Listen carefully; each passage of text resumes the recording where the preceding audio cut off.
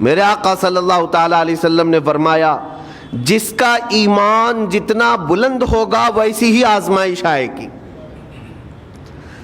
یہ کربلا کے امتحانات سے یہ بات تو ثابت ہوتی ہے کہ امام حسین کے ایمان کا درجہ کیا رہا ہوگا۔ اس ایمان کی بلندی کے اعتبار سے ان پر آزمائش آئی۔ اسی لیے تو بزرگوں نے فرمایا کہ ہم میں سے کوئی بھی امام حسین کے صبر کو نہیں پہنچ سکتا۔ استقامت اور صبر یہ دو چیزیں ایسی ہیں اچھے اچھے لوگوں کے پیر ڈگمگا جاتے۔ استقامت کا مطلب ہے ڈٹے ہوئے رہنا حق پر، اور یہ سب کو نہیں مل پاتا۔ دوسرے سب سے بڑا صبر جو ہم نے دیکھا ہے وہ سیدہ زینب رضی اللہ تعالیٰ عنہا کا۔ جب وہ کربلا کے میدان میں موجود تھیں، ان کی عمر مبارک بھی تقریباً 55 سال کے قریب تھی، اور سیدہ زینب وہ ہیں جن کے خود سگے شہزادے اون اور محمد ان کی آنکھوں کے سامنے مارے گئے تھے اور ٹکڑے کیے گئے تھے۔ سیدہ زینب سلام اللہ علیہا اس پر بھی خاموش رہی۔ اس خاتون کے استقامت پر لاکھوں سلام۔ کربلا کے میدان میں سیدہ زینب جتنی موتیں دیکھ رہی تھی، ہر موت پر ایک موت کی تکلیف ہے، ہر موت پر ایک موت کی تکلیف، لیکن وہ صابرہ و شاکرہ رہیں۔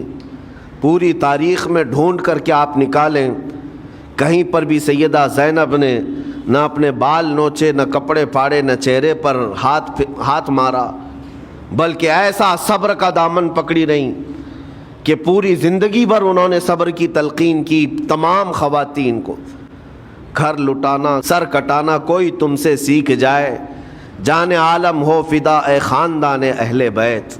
نبی اکرم صلی اللہ تعالیٰ علیہ وسلم نے تو ارشاد فرمایا مومن کو جب مصیبت آتی ہے تو اس کے لیے وہ نعمت ہے۔ دو چیزوں میں سے ایک چیز ہوگی اس کے ساتھ، اگر بخار بھی آئے، میرے آقا فرماتے ہیں اگر بخار بھی آیا ہے، یا تو رب تبارک و تعالیٰ اس کے گناہ معاف کرے گا یا تو اس کے درجے کو بلند کرے گا۔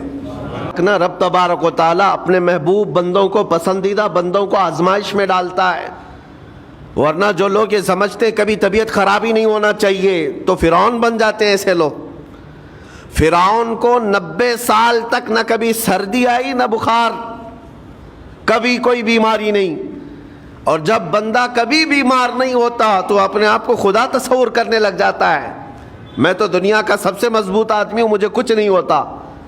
لیکن مصیبتیں دے کر کے رب تبارک و تعالیٰ تمہیں تمہاری حقیقت بھی بتاتا ہے، اور انسان کو انسان کی لمٹ میں رہنا سکھایا جاتا ہے۔ آج مصیبتیں اور آفتیں آتی ہیں تو واویلا کرنے والوں کے لیے میرا میسج ہے، اللہ تبارک و تعالیٰ تمہاری ہر بات کو دیکھ رہا ہے۔ تمہارے چیخنے سے، چلانے سے، تمہاری شکایت کرنے سے گئے ہوئے آدمی کی جان واپس تو نہیں آنی ہے۔ رب تعالیٰ کے حضور بری بری باتیں بھی کرو گے تو کیا وہ گئی ہوئی جان واپس آ سکتی ہے؟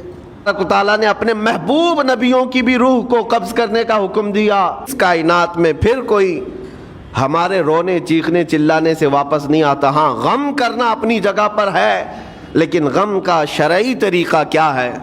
میرے آقا صلی اللہ تعالیٰ علیہ وسلم نے بھی غم فرمایا، لیکن غم کا مطلب کبھی یہ نہیں ہوتا کہ اللہ کی بارگاہ میں شکایت کریں، تو نے میرے ساتھ ایسا کیوں کیا؟ یعنی تم حکم دو گے، رب تبارک و تعالیٰ کو تم مشورہ دو گے کہ کس کے ساتھ کیا کرنا ہے۔ اس لیے ان مواقع پر ہم سب کی آزمائش ہے، ہمارا امتحان ہے۔ غم کا غلبہ جب آ جاتا ہے تو اچھے اچھوں کو یاد نہیں رہتا۔ مومنین کو کہا گیا ہے کہ وہ یاد دہانی کریں، جائیں غموں کے وقت ان کی حالت دریافت کریں اور انہیں صبر کی تلقین کریں، ہر ایک کے لیے ضروری ہے۔